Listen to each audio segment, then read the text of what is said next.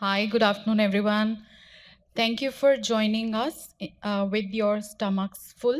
So I hope everybody is going to stay with us and learn about project-based learning. I would love to introduce my wonderful panel here. I've got Akshay Jain. Akshay is a principal consultant with Crew. If you heard Anil Srinivasan play yesterday, Akshay works closely with him. Akshay has also worked at Kriya University. So Akshay brings in the academic perspective to our session today. I've got Kritika Balaji. Can I just by show of hands ask how many of you have participated in the IC3 flagship program? So this is the person who sets your question papers. Kritika is a very accomplished professional. She's the assistant director at the IC3 Institute. For those who do not know, IC3 Institute is an arm of the much wider IC3 movement, which runs a flagship program for a number of counselors. And by the show of hands, you saw how many have graduated from that. 2 years ago, I had the honor of hosting the graduation ceremony of a cohort with my good friend Charles, whose absence has been noted. Charles and I did the emceeing of that.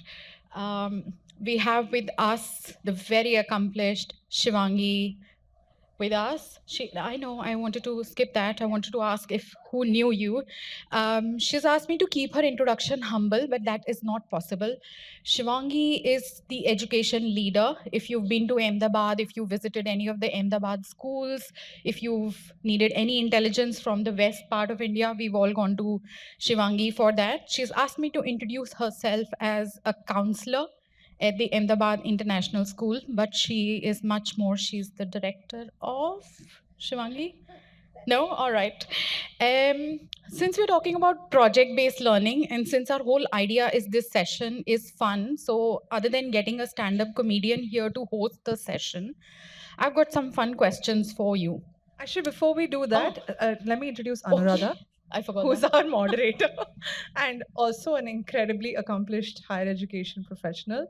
It's actually a very, she is the director for I know you moved to I University just of Southern changed my Queensland. job, Yeah, so so she's the organization name I'm missing, but it's I think all the designations are not going to do it justice. Anuradha is one of the most giving, supportive, and nurturing educators I know. She really does go above and beyond. Like if you see her in an outreach setup, you'll always see her as somebody who's willing to educate the child and not prioritize the outreach of a specific institution. And I admire that deeply about her. So we're Thank very you. lucky to have you. Thank you for coming. The session is over. So, just as justice to my organization, I work with the University of Southern Queensland, which is an Australian university.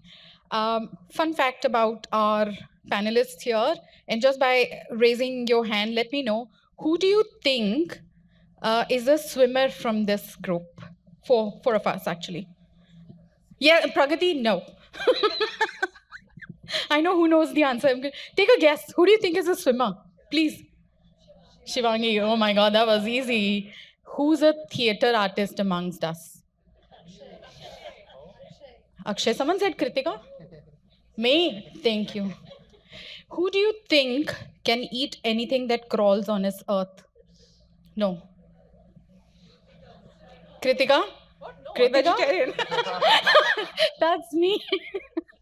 If you want to know where good food is available, I am your person. I don't know about outreach, but food, yeah, come to me. I think it's a cheat question now because a lot of people know Kritika, but she's an excellent scuba diver. And we have Kritika's brother in the audience who refused to spill any beans about her, except that she's obsessed with the Teletubbies when she was growing up. So thank you so much. This is just to set a context, and I want to go a little bit into our. I eat everything that crawls here. I just want to talk to you about project-based learning in the context of what we are going to talk about in the next 50 minutes. We are going to look at project-based learning from an academic perspective as to how it can be embedded into a school curriculum, that it's not something that you learn in isolation. It's not just one project, one chart paper assignment that you give the students in a summer holiday, but it's actually much more than that. We also want to talk about practical examples as to how your students, when they work, uh, when they learn with a project, how universities look at them when they're applying for admissions into higher studies. We're also going to look at some examples as to what you may be able to implement in terms of practical tools for project-based learning. So the whole concept is to talk about project-based learning, not in isolation, but actually as something that inculcates the habit of creating, doing, doing something with your hands when you're learning, learning by discovery, and also retaining it for life. I think you are never going to, every time you look at me now, you're going to remember this is the girl who eats everything. So that's just a small example of how it helps. It also inculcates transferable skills. My previous university, we did a research piece on how transferable skills are applied in real world in employability.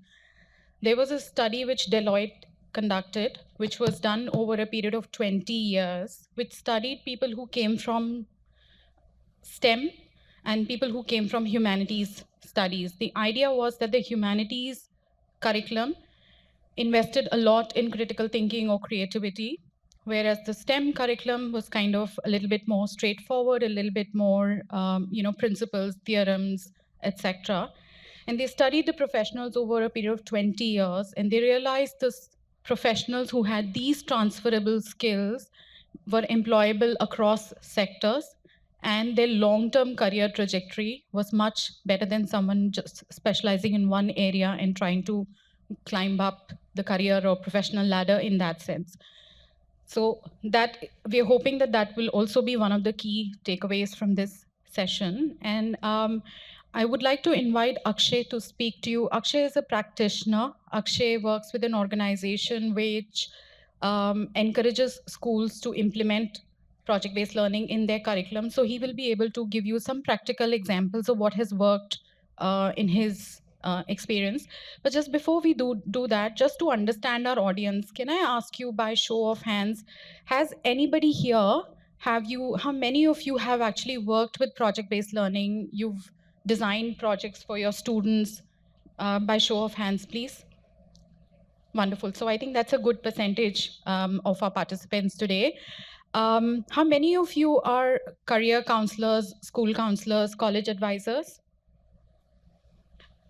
Wonderful. And how many colleagues are here from the universities, higher education?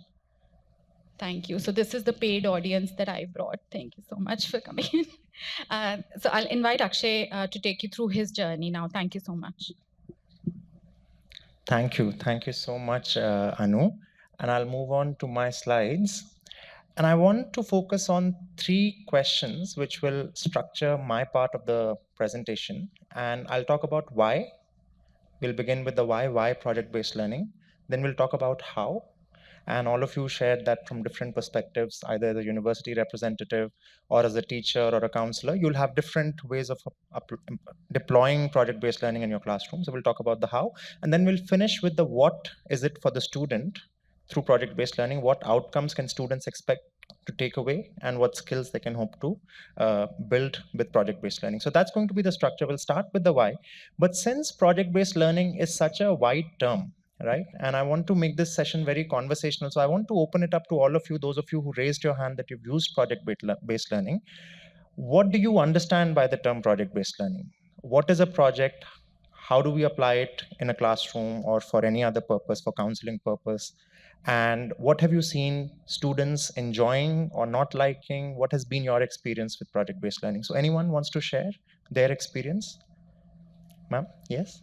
So there are multiple projects that we do, but my favorite is the design thinking projects that we get them to do. So we either give them a problem or ask them to identify a problem around them, be it in the infrastructural arrangement or mental health of the students. So they identify a problem, brainstorm, collaborate with each other, create a solution, implement that solution. If it's not working, they come back and say, well, we planned it also well, but it didn't work. So then they rework it and then they implement it, and finally they record it and document it. So that's the process we use for all our design thinking projects.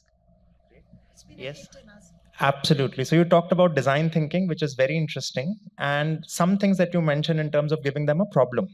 So one thing which is very key, and I'll just come to you, is that giving students not something to learn, but something to do. That for me is the essence of project-based learning, where students are doing, actively doing, solving a problem. That for me, you can do it in any way. You can use design thinking as a framework. There are multiple other frameworks, but the essence for me boils down to something to do, using your hands, working with peers, creativity, brainstorming. So that for me is really project-based learning. I'll come to you. You wanted to share something.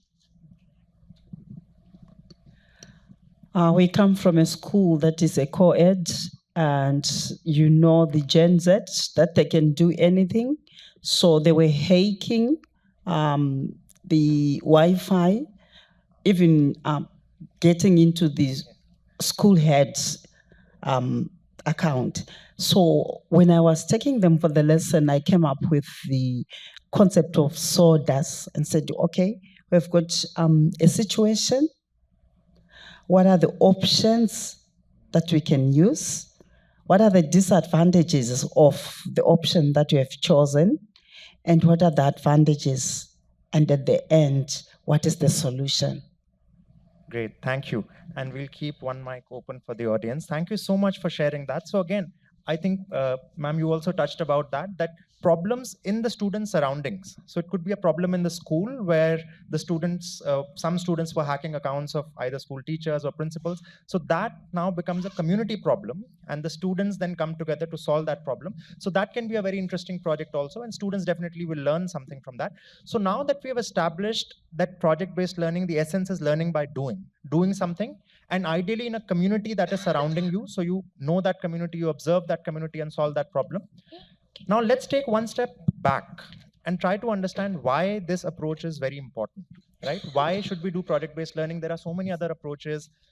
We have so many other ways to teach students. Traditionally, we've been using textbooks, quizzes, assignments, and so on. So why project-based learning is very important? And this is a very simple slide. I won't take too much time to go through this. I think all of us as educators have been hearing this now for so long that, of course, internet and now AI, and now generative AI especially, has changed the landscape so much. And we keep talking about how the shift now is from knowledge to skills.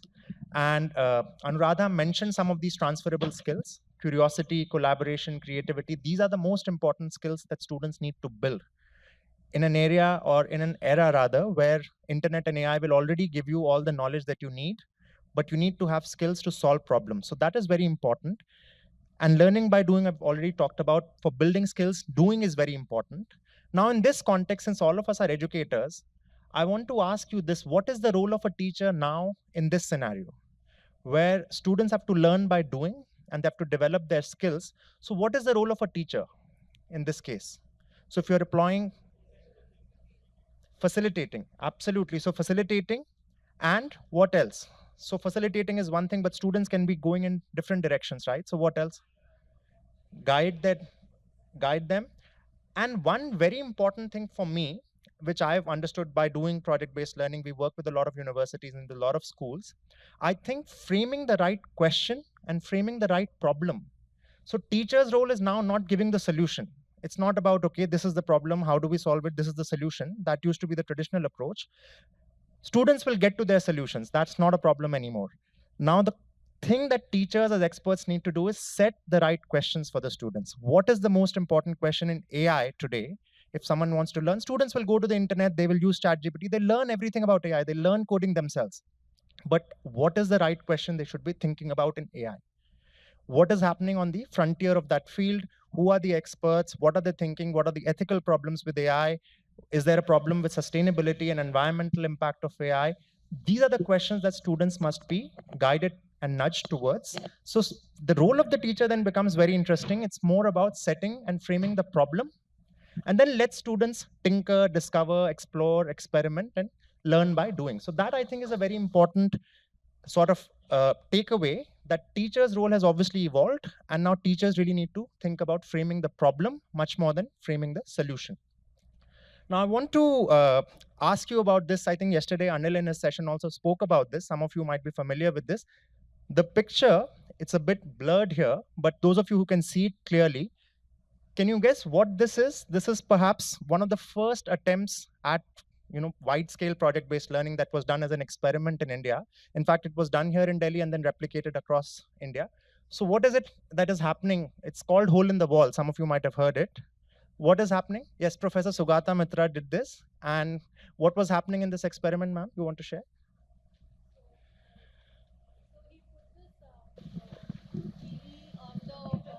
Yes, computer in the wall, like an ATM machine, yes. Kind of, and the students, the children, they were from the village, Yes. and they just experimented and they kind of tried to Absolutely. explore. Yes.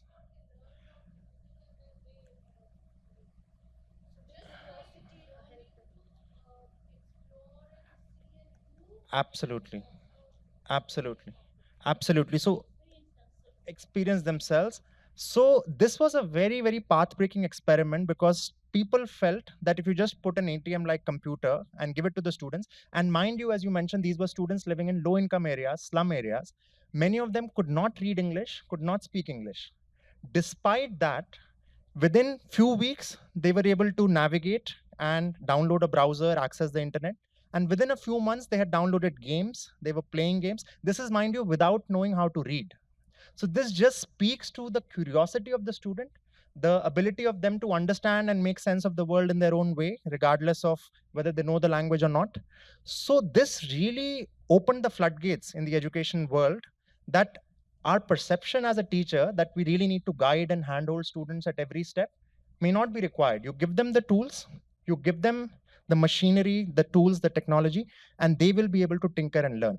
But there are also pitfalls, right? If you just give them and they're accessing internet and computer, everything, they might also start going into directions which may not be productive. So that's where the role of the teacher is much more of facilitation, as you mentioned, supervision, but also of setting the right questions. And through internet now, what should students learn? What should be their pathway? Now, how of PBL, we have sort of started covering that a little bit in what we've spoken about. And this is just to give it a structure. And we started with this set that, instead of framing solutions, teachers start with framing the questions. And some of you already mentioned that, setting problems or setting community issues as things that students can work towards solving. It helps them collaborate with their peers, helps them brainstorm, ideate, create. So this is a design thinking sort of framework that we've used here. So research, then ideate, and then create. So this is a very typical sort of design thinking flow of a project. So students start with that. And also one thing that projects do is give students exposure to a wide variety of themes. So Anu mentioned I worked with Crew, and we do a lot of projects cutting across. It could be AI, it could be environmental change, it could be humanities and history, it could be we did a project on air pollution, it could be anything. So students get exposure to various themes. And now we come to counseling, right? Oftentimes we don't think of project-based learning in terms of counseling. How do counselors use project-based learning as a tool? This is very, very important because oftentimes, many of you might have heard a student saying, I'm interested in many, many different things. I'm not able to make up my mind what I want to do. Or they may not know what my passion is, what my dream is. I don't understand what I should be doing. A good way is to start giving them exposure to all of these different projects. And students then start realizing, I did this project in AI. I never knew I would enjoy it so much. Or I always thought I enjoy economics, but I did this project and I realized when I started doing it that I don't enjoy it so much. I, in fact, liked a little bit of the political part of the project, and I want to explore politics further. So project-based learning in that sense then becomes a very good tool for counselors to give exposure to multiple themes, give exposure to the subject matter experts, build skills, but also allow students to explore, discover, and also eliminate. Because sometimes coming to a decision about what you want to study further is as much a process of discovery as a process of elimination. That I did this, and after doing this, I realized I don't actually want to study this further. I want to try something else. And the earlier you start, the better. If students start doing this from 8th, 9th, 10th grade, by the 11th, 12th grades, they've done so many projects in AI, climate change, humanities, or social sciences. They understand, they get a sense of, I've talked to experts in this field, I've done a project with them, I really enjoyed doing this project on economics where I built this policy, or I really enjoyed doing this AI project where I built this app. This is what I want to study in college. So that's how project-based learning in action can actually go beyond just learning and building skills. It can also help students explore, discover, and find their passions. So this is one of the examples, and one of the students on our platform, Guha, and they were featured on CNN. It was a very, very inspiring moment for us. So they did a project on developing AI-based solution for autistic children. It was a wonderful project. They came up with a machine learning algorithm to combine sentences and the tone of the sentences to the emotions of that sentence. So if someone says it's raining outside, does it convey excitement? Does it convey fear? So they built a model of conveying the tone of different sentences to the emotion, and that helped autistic children pick up verbal cues or what someone was saying and what is the emotion attached with that sentence. So they built a beautiful model to do that.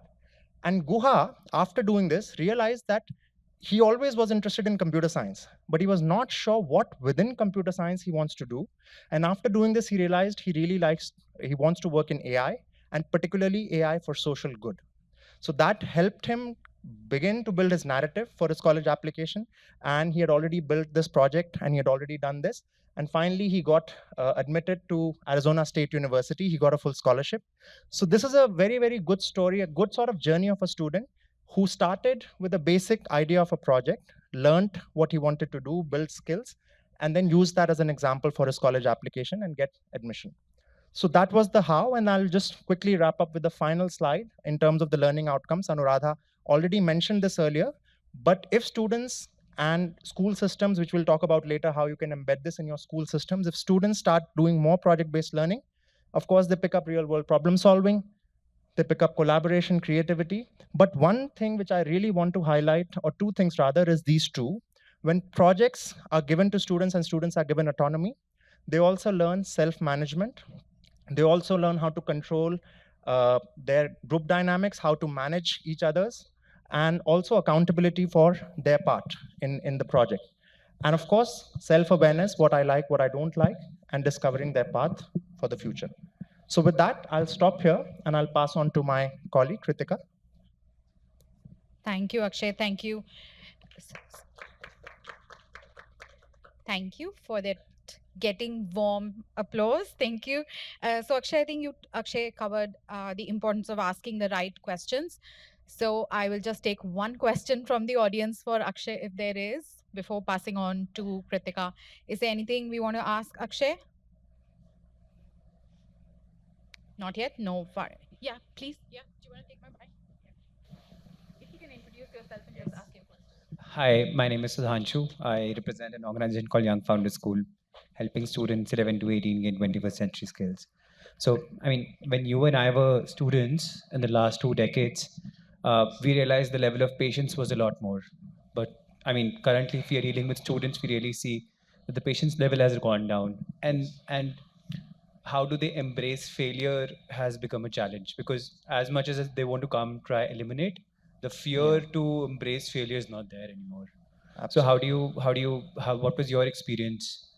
Yeah, Because absolutely. as much as we encourage students, but parents altogether have a very different narrative of getting that early success. Yeah. But eventually success comes when you see failures yourselves, but that's not been embraced so well. No, absolutely, absolutely. So I think that's why, in our experience, the schools, the teachers, the educators have to have the conviction in this model, in project-based learning, and allowing students to experiment, fail. And of course, parents will always have their own view of the world and they would want students to go in a certain direction. But I've noticed in my experience, the schools that we work with, where there is strong school leadership, where the principals, the counselors believe in this method, they're able to withstand sort of the pressure from the parent community. That's what I've seen play out on the ground. So I believe as educators, if we have the conviction, if we feel that this is the right thing for the students, and we spend our time educating the parents also as a community that this is what students need. They need to be able to fail. They need to be able to eliminate things before they discover truly what they like. I think that then helps students and the school to provide that right environment. Of course, some students will be, some parents would be supportive and they'll be the early adopters. But the school and the educator really have to have the conviction. That's my experience, and that's what I believe, that we have to hold off that pressure. Otherwise, if we are driven by what parents want all the time, then it becomes difficult. Is there a hack that you'd like to share? I mean, that's something that really worked for you, Magic. A hack for convincing for parent? putting the word out, because see, the conventional way we all have been doing. educating parents, talking to students, giving them the narrative that it's okay to fail too. But altogether, the competitive spirit is so high these days, Absolutely. and it's everywhere. I think what is important, that's a good question. I'm just thinking out loud. What could be important is to share stories of students. Like I shared the story of Guha, that students who have been able to fail and learn and get back up, they are also doing very well. And the more stories parents hear and see, and the more examples they see that this is actually helping students succeed, not pulling them back in the race, I think the more they will be convinced. So you have to give them data points, not just an argument, but show that in your school students have been doing this and they've been succeeding. So if you can show that data, share it as stories, I think slowly parents will buy that. So that's what I've experienced. Yes, thank you. Just to add to what Akshay and your question is, that as a school person, I mean, being involved with the school all the time and with parents all the time, and being a part of the senior leadership as well, is to have constant talks and conversations with your parent body. Unless and until you have that at the beginning of the year and tell them that this is the path and this is what you're going, and showing them the examples, it's very difficult to get parents convinced to send them for such activities or do such, have such projects in school. They don't believe, they think it's a waste of time. So we are fighting against tuition teachers, we are fighting against other skills that they think is going to get them somewhere over project based learning. So yeah, it's best to have conversations all the time, regularly, especially. So for me, talking to children, it doesn't matter, you have to keep talking to parents, and if parents are okay, then me automatically your the school management or the leadership will be okay. If I may also add to just compliment to what Akshay said. Do you want to introduce yourself Yeah. for everybody? Hi, I'm Pooja Chabria from Vedanta Academy, Chennai. I feel this whole concept of failure, I don't know why is that a fear. I don't think there's anything called failure. You either learn or you gain, I mean, you win. So if you are failing, you at least know what you're not supposed to do. So you're learning what doesn't fit for you. And if you are good at something, then that's great. You figure out what you need to do.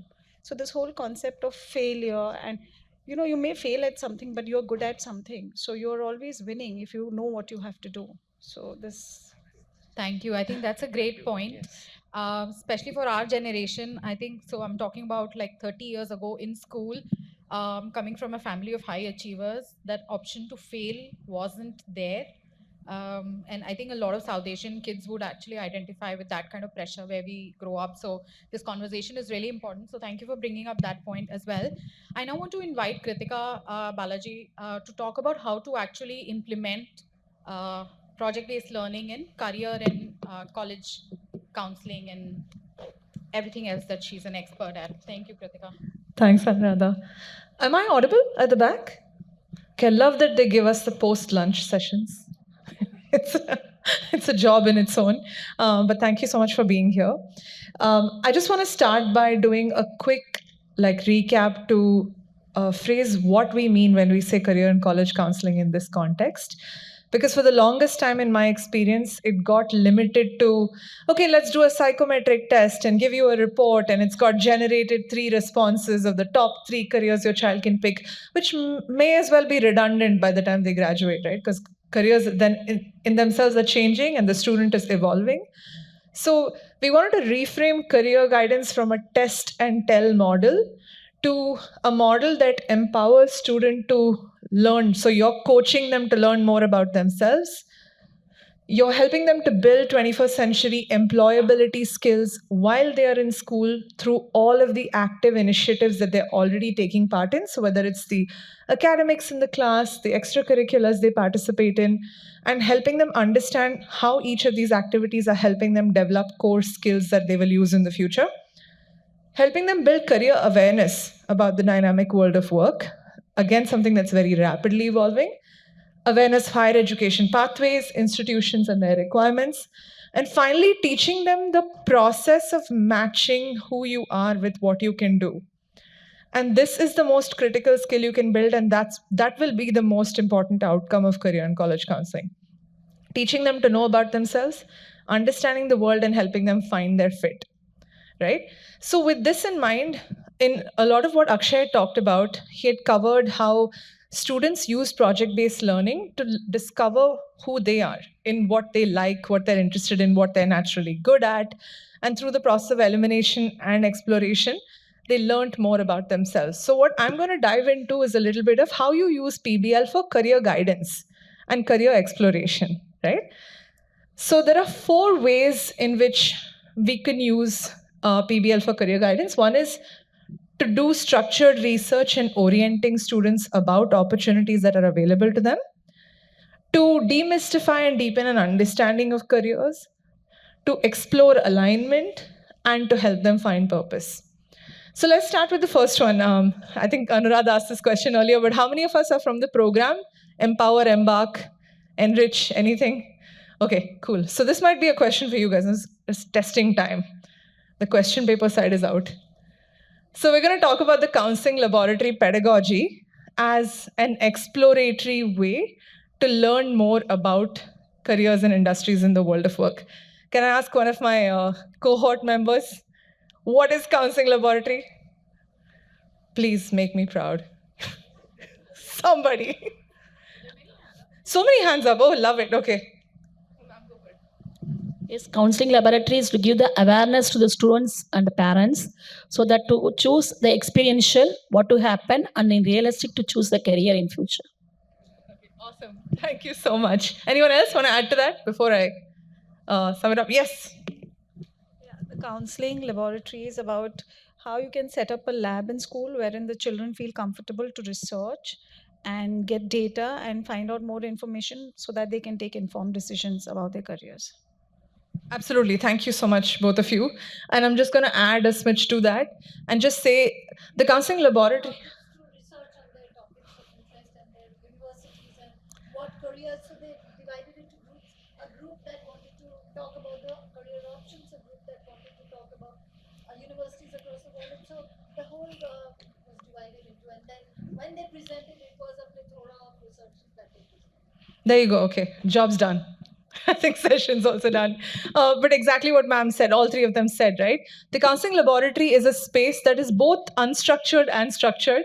Unstructured in the sense that it's not restricted by what you can do with it, but it has enough guideline and structure to take you through the process of knowing where to look for information, where to look for the right information, what kind of questions to ask, and how you go through the process of the exploration. Right? So the counseling laboratory projects that we do in our programs, both the educators experience and the students do, is divided into 3 areas. One is a subject area and industry. So it could be careers in agriculture, careers in AI, or even topical things like careers in beauty, careers with animals. So what that would then do is they start exploring. I'll break down what they explore. We also help them explore study destinations, both conventional and newer and upcoming study destinations. And finally, event and phenomena. This is my favorite category. We look at career exploration through worldly events because careers don't exist in silos, right? You don't study one thing and then you're in a very streamlined path with it. So let's talk about problems like an ocean conservation crisis or rehabilitating a historical monument. To do all of these things, you will have people from different sectors come together, different industries, different academic backgrounds, different skill sets, who come together to solve that problem. So these are the 3 areas in which we do the counseling laboratory project. And this is a snippet of what they research. So when educators and students are doing research, they're looking at, if it's a subject area or industry, what is the growth potential? So if you're looking at careers in beauty or careers with animals, you're looking at, okay, first of all, what are those careers? What opportunities exist? What is the growth prospect for this? Is this something that has the potential to be automated or not? Is this something that's going to be evolving or morphing into something else in the future? What are the subcategories of opportunities that can come up with this?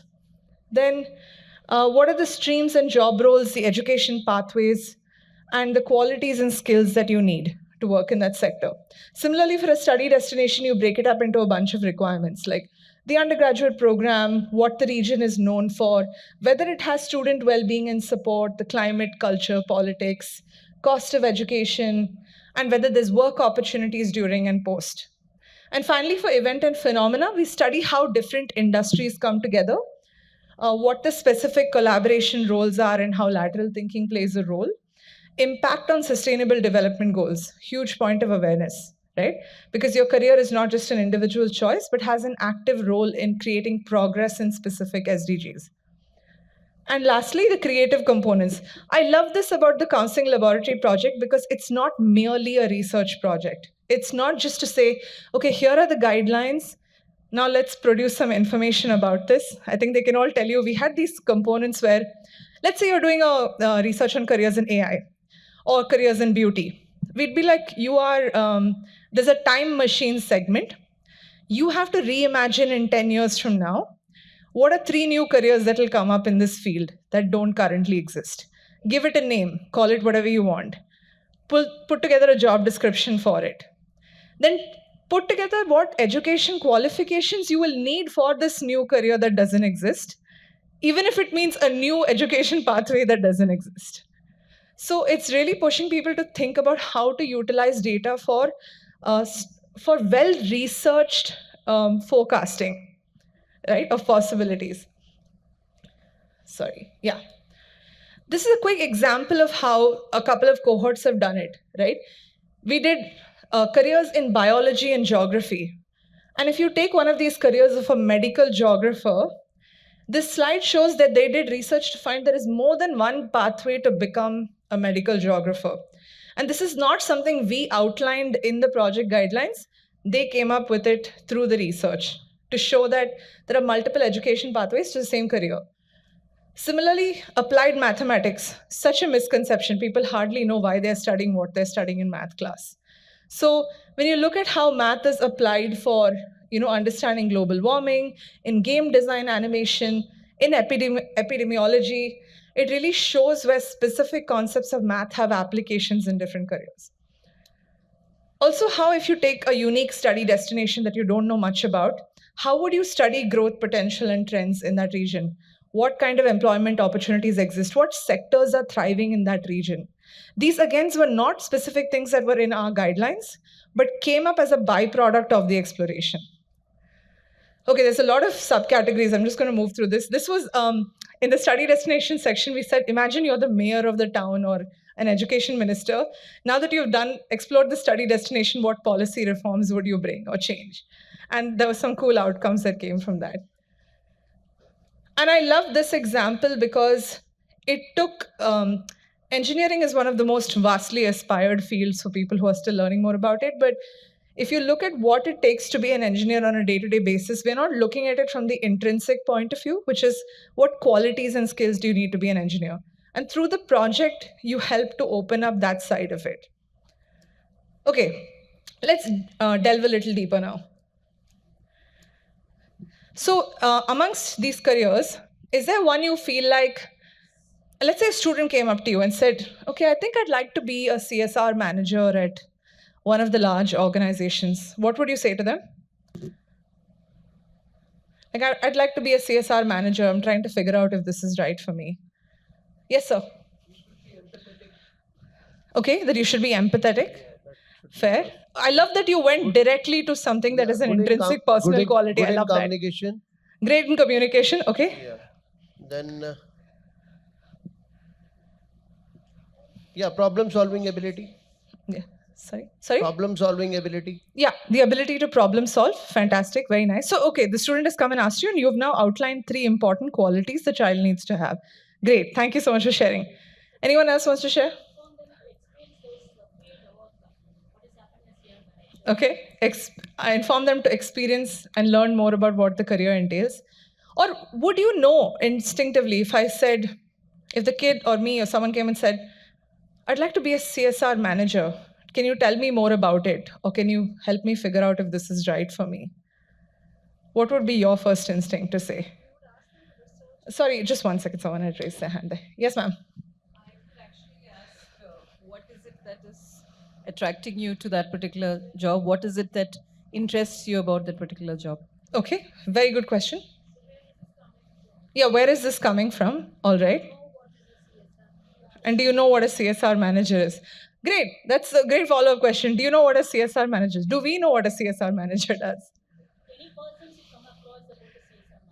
Yeah. So this is interesting, right? Because first is we ask the child, do you know what the CSR manager does? Do we know what the CSR manager does? And as a career counselor, the expectation and burden is also that you have answers to all of these questions instinctively, right? And in the pressure of that, sometimes you provide instinctive responses based on experience, what you've heard, what we know. I want to ask us that we use a project-based approach to demystify that. Can you pull out your phones?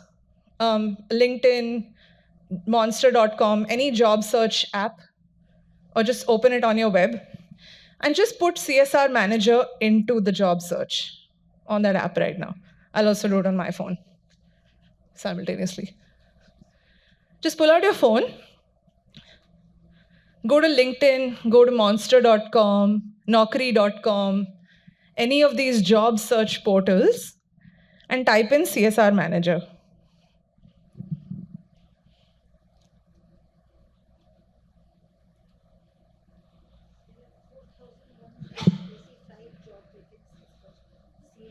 $4,185 vacancies, okay?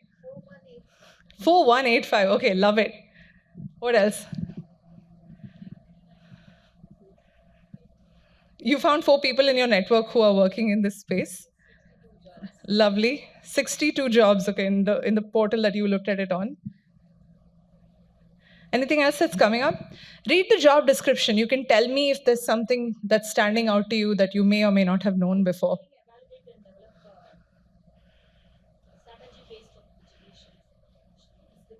Nice, okay.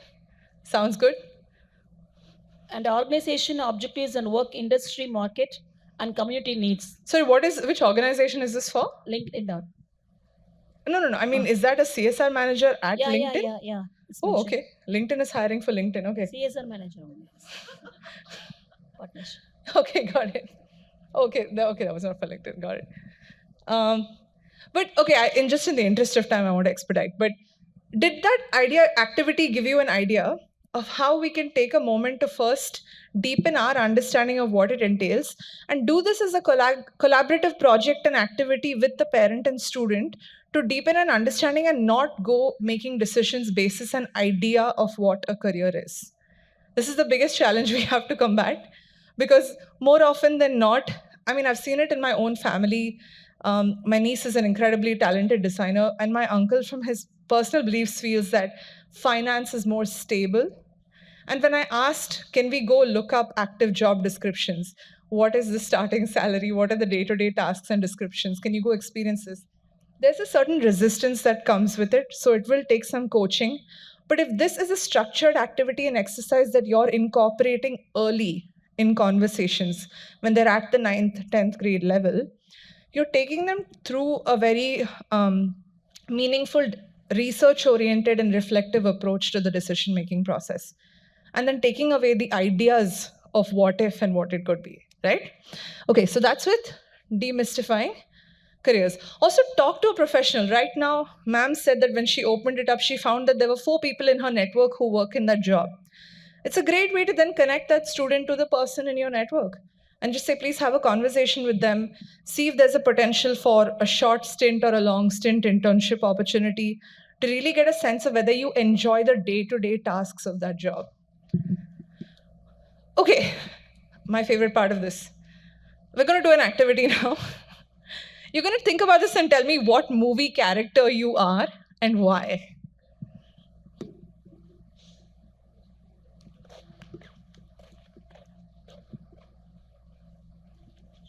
Okay, anyone? Think about what movie character you are and why.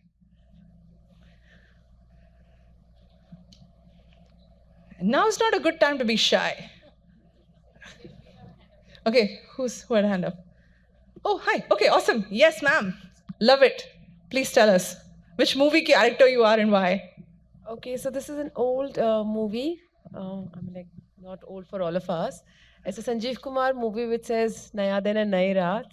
And the reason I say that the character is because he has 9 rasas. And I'm not one person, I'm many. So just like that character is many in that movie, I think I'm many. I can't define myself into any one person, one character. Love it. Many. Thank you for sharing. Anyone else want to go? What? Yes, I see someone with the hand right at the back. I'm Derek of Chichore, sports person. Okay. Why, ma'am?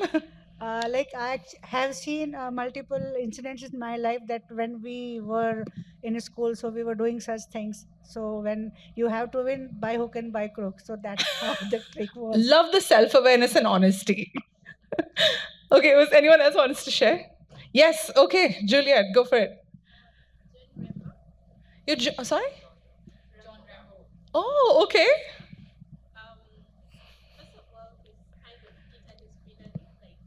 Okay. Nice. Amazing. Thank you so much. Thank you all for sharing. That was really cool. Some of you all were thinking, right? Even if you didn't want to say it out loud. Okay, we have one or two more hands. Okay, we'll take one more at the back. And then...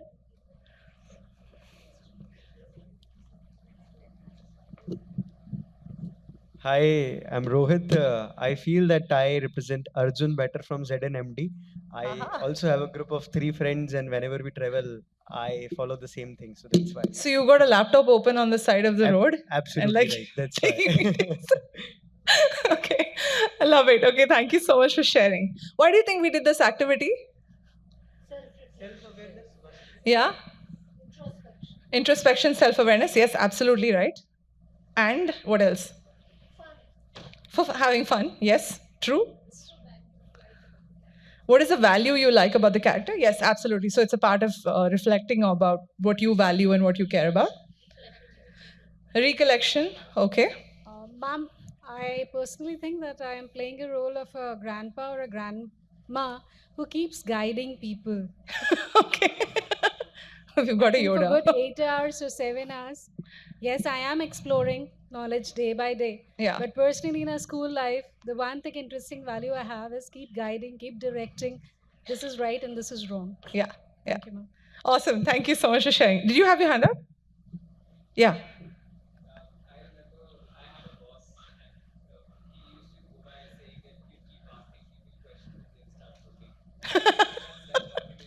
Okay.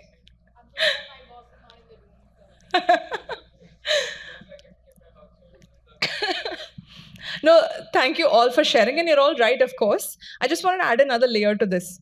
Sometimes when we're doing reflective learning process, right, especially to learn more about yourself, if it's in a very academic context or a very specific context, like, okay, let's discover our career, let's discover our program, students feel a little bit of pressure to have have a prepared response. They feel like they need to say a certain thing that you want to hear.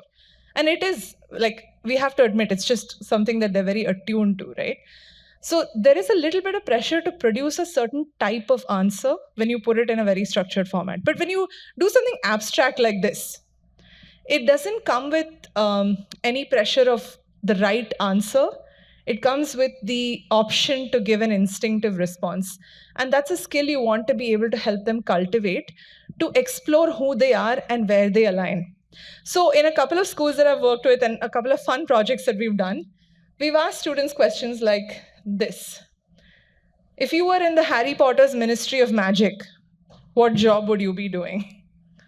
Or if you were in the Avengers and you were tasked with resetting the world after all of the damage, which Avenger would you be and why?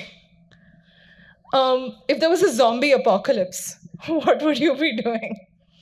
If you were in the Stranger Things crew, who would you be and why? And finally, if you were a Pokemon, who would you be and why?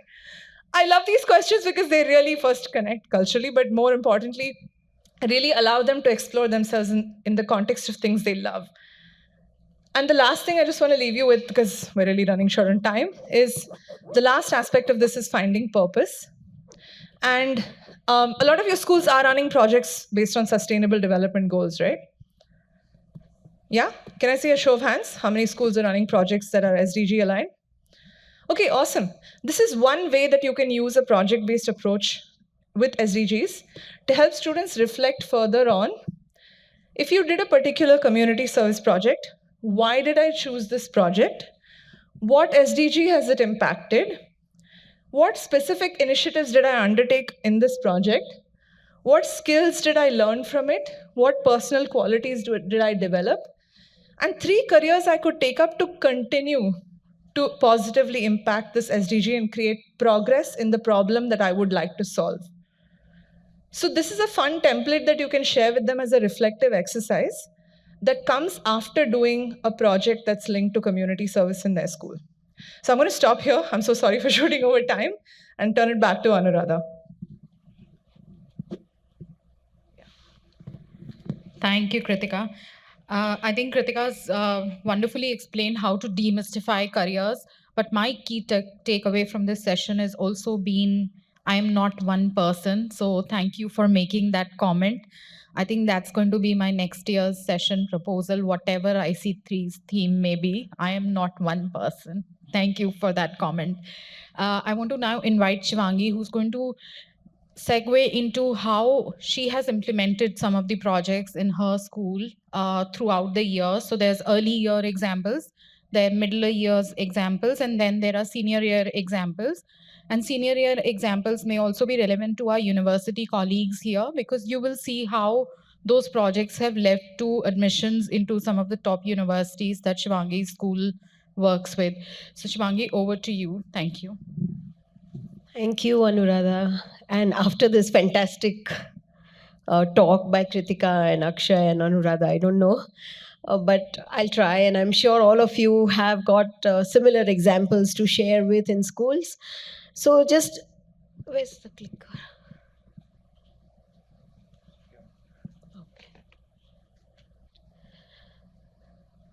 So normally in international schools, we do have these kind of resources like the maker space. The tag that I'm wearing is kind of one of the projects that a maker space actually is given to me by somebody from the who's come here attending the Makers Asylum, but we collaborate with them also, and they make such things, children, as a project. So when they're doing working on it at the younger ages, and then we talk to them as to what they would like to do in their, what is missing when they go out in a big place. And especially for the younger children, what attracts them. They lose out the lanyards or the badges. So that's how they come up with these things.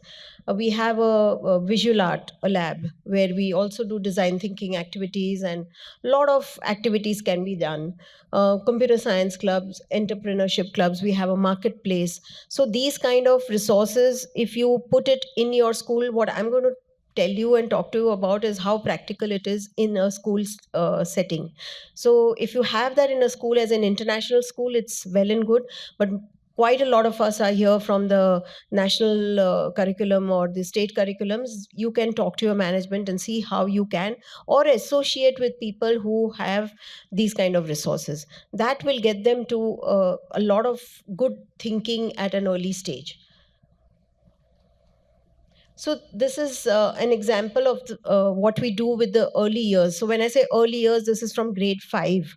We have a genius hour where we ask them to select in their project and create something that is bothering them. It could be like, for example, in a genius hour, they want to teach their grandmother technology or how to use the phone. Then how are they going to do that? What are the steps? And then they'll make a painting and put all the buttons there and show them and explain how it all works. And that's how each one will decide. So they will make a set of 2 kids, and we tell them that you decide what you want to do and what is a problem in your home and you want to solve, and then that's how they go ahead with it. So genius hour is something that's just a name that we have given. It could be anything.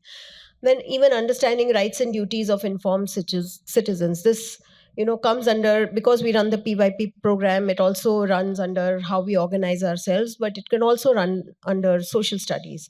So here they went to they participated in the school council elections. We send them to AMC, the municipal corporation, and talk to them and talk to the commissioner, had meetings with them.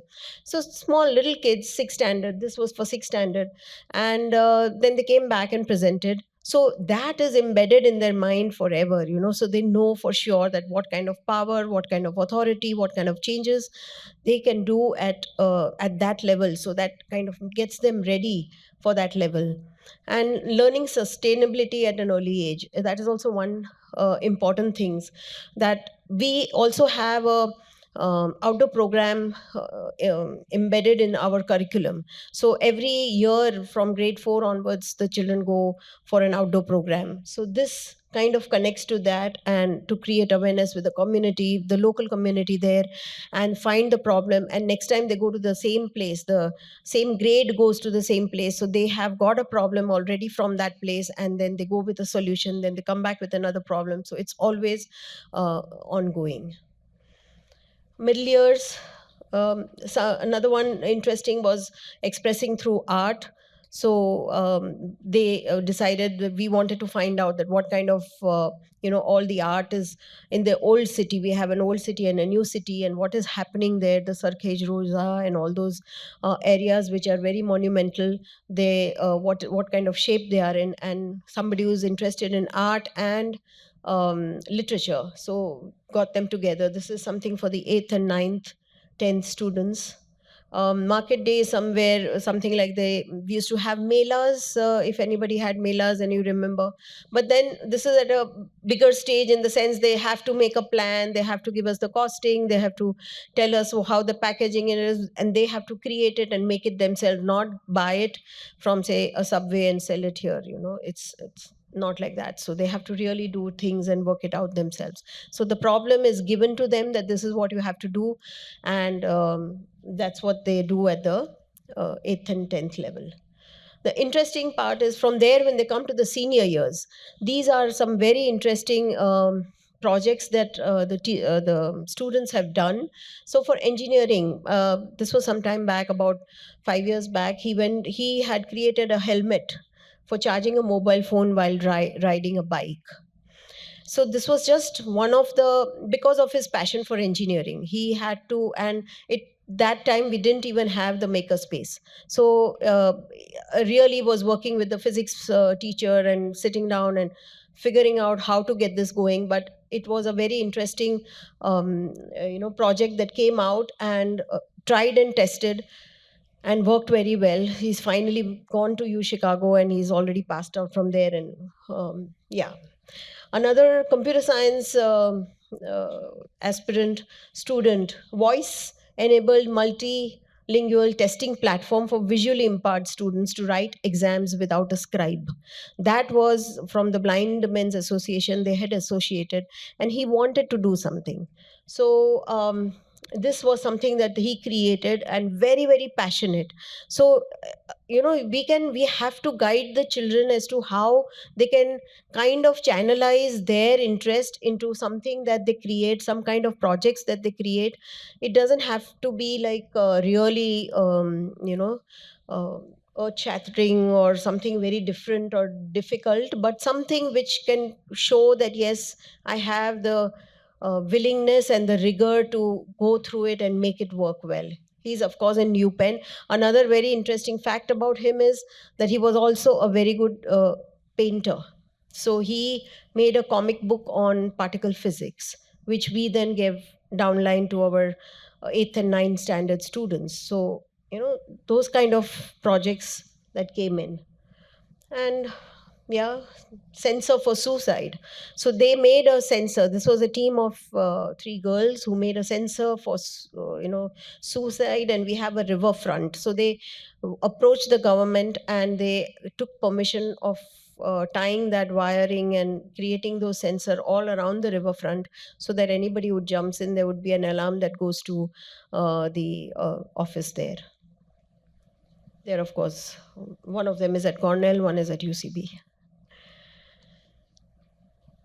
So some, yeah, very interesting. I've been just lucky. My school is just lucky to have such brilliant students, and we had very little role in that sense, except motivating them and asking them to do things. Very interesting is the one in fashion. She is a co-founder, a Queer Poets Society now in Gujarat, and that also in Ahmedabad. To know that you are coming from a queer society was really a taboo, but yeah, she had the guts, and we encouraged her, and she wrote a book, and she's come out with a book. And she's at Parsons, of course, but yeah. So another very interesting project that we do for all our grade 11 is taking them to Cambodia. We take them to Cambodia for a service project, a CAS project, in fact. But even those who are not in IB can come along, and they do that as a project, because it also addresses the UN SDGs. Now, in that, what we do is there's a problem we have adopted an orphanage school, and there's a problem there that they tell us, okay, that the walls need painting, or the library needs to be updated, or we need a class on English, or football, or we need some benches. So every year there is a group that goes there, the entire class rather. This year there are 80 of them going, and they spend 10 days there, and they work in different teams in different aspects. Now what happens there is they learn. First of all, they come back, some of them are fighting, become best of friends. Collaboration is one of the biggest things that they learn over there, and critical thinking. Of course, they do some prep work here, but last year, for example, we filled the Bisleri bottles with sand and made benches for for the school, which was very, very interesting. And now that also needs repairs. The wall needs repairs. There was a lot of rain. So we have to refurbish the library. So a lot of painting the entire map, the world map on the walls. They don't have resources, some of them. And sometimes what happens is, year after year, maybe the school building also fallen down. So there was a time when we built the one whole level up. So lots of these kind of projects is really what gets them going, and what, they're sure that they want to do this. There are many who come back saying, no, we don't want to do this. So it's even for the sake of elimination, it's very important that we get our students involved in project based learning. And even if we don't term it as project based learning, but somehow directly, indirectly get them involved to actually experience it and do it before they decide on it. This is one of my students who has this Bags by the Ocean, and she has become an entrepreneur, and she wanted to do this. So she produces and sells bags made from upcycled industrial wastage. So this is something they have thought. They start thinking about it from those early years, when we have constantly pushed them to think about something and think about some project that they want to do, and expose them. Early years, we expose them to the what, how, and why that Akshay talked about, and then it gets them to thinking on which is going, what streams they are interested in, what majors they are interested in, and then try to find something solid in it, and this is what comes out of it. Yeah. So any questions? I'm sure all of you are doing a lot more in your own schools, and I'd love to hear from you all if you have any examples to share. Yes.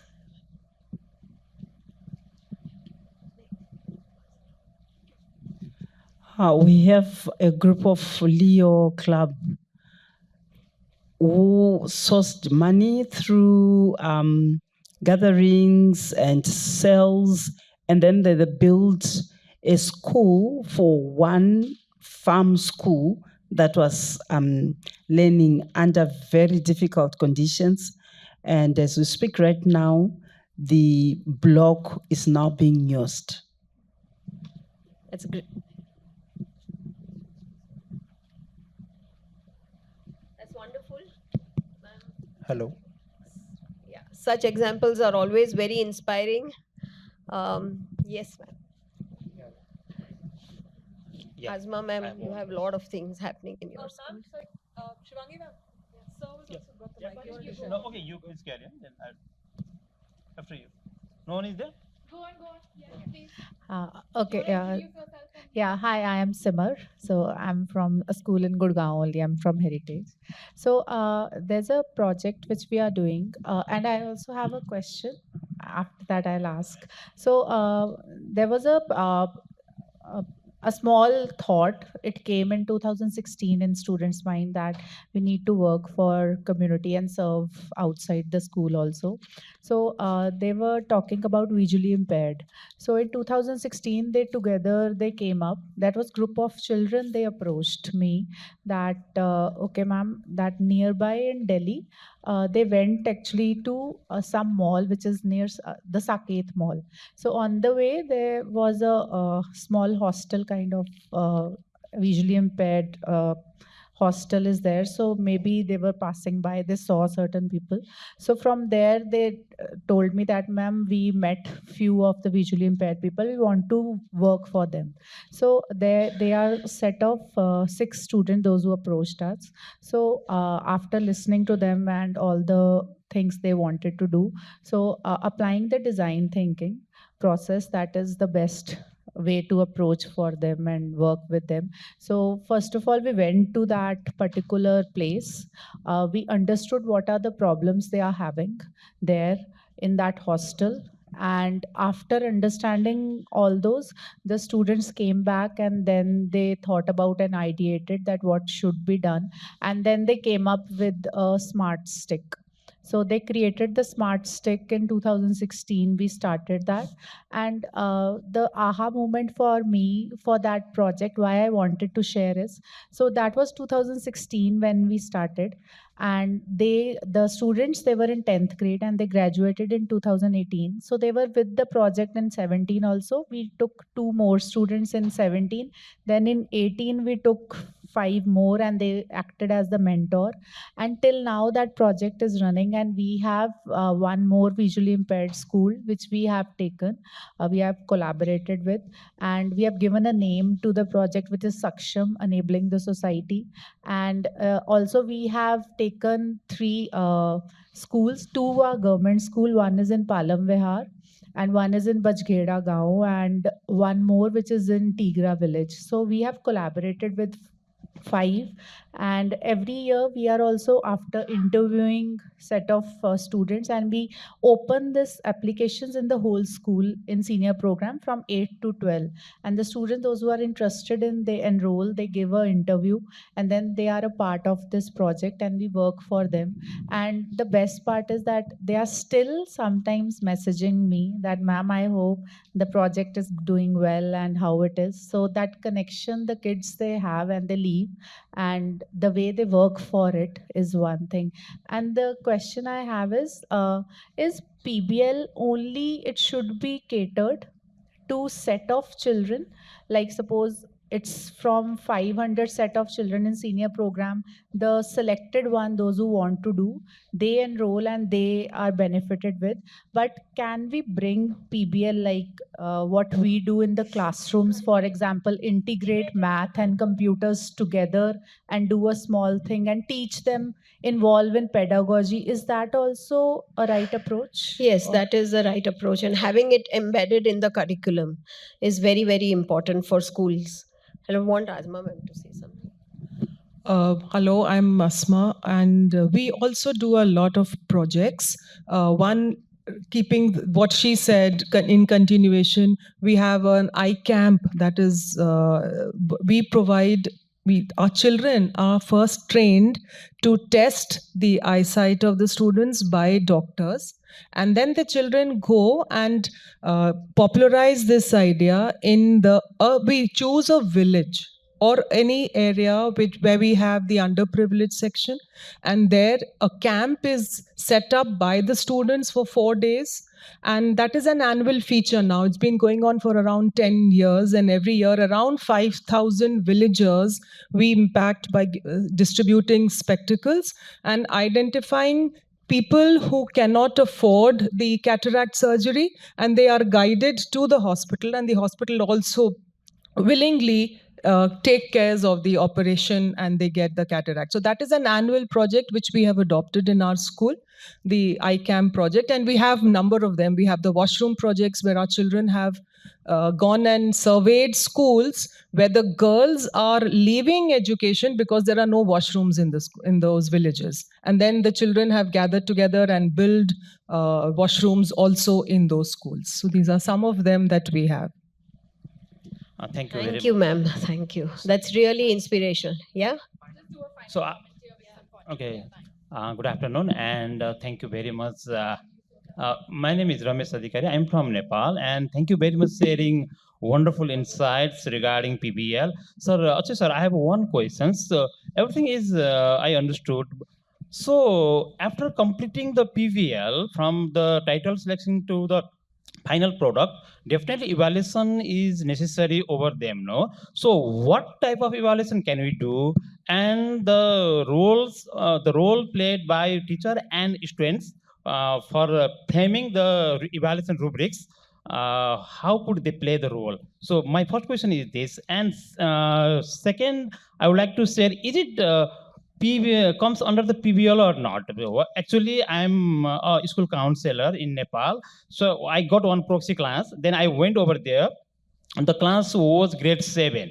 And I am a mathematics student as well. And I saw a student told me, Ramesh sir, you became fat. And is it? No, I'm fit. I don't gain. I'm not gaining the weight. Then all of a sudden, just one no statistically on my mind. Okay, let's do like this way. How many staffs we have in our school? Overall, 65 staffs are there, right? And there was one chapter called average. Grade 8 student has to learn average, mean, right? And before that, they have to learn raw data, individual data, and continuous data. Three series of data, right? Then what I decided, okay, just you go to all the teachers individually, meet them, collect the data of their height and weight, right? They collected.